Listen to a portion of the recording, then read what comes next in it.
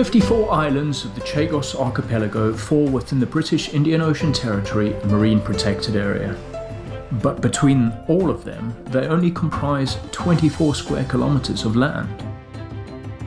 Despite their small size, some can be walked around in less than a minute, these islands are very important for the seabirds of the region.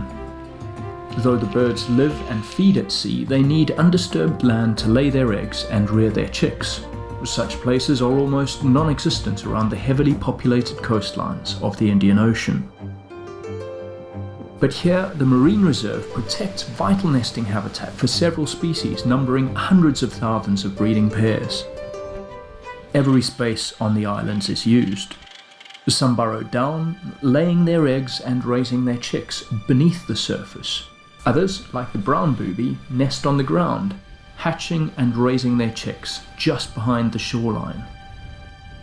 Many seabirds nest and roost in the shrubs alongside the shore, like these red-footed booby. But the best nesting habitat is amongst the hardwood trees that grow in the interior of the islands. Here, the sturdy branches provide a solid base for noddy terns, red-footed booby, and frigate birds to build their nests.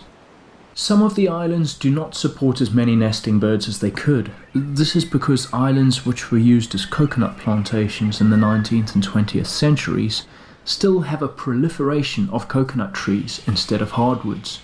Rats were also introduced. They prevent ground nesting birds from settling and even harass birds in the trees, whilst coconut palm fronds are too unstable for birds to nest. An example of the effect this has is shown on neighbouring islands of the Great Chagos Bank.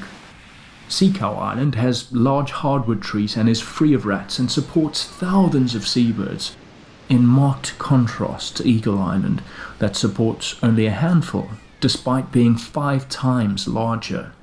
Eagle is covered in coconut palms and infested with rodents that together deter all but the most inexperienced of birds. Efforts are underway to find the best way to address this.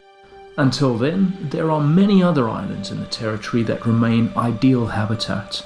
In fact, 10 have been declared globally important bird areas for their significance to some threatened species.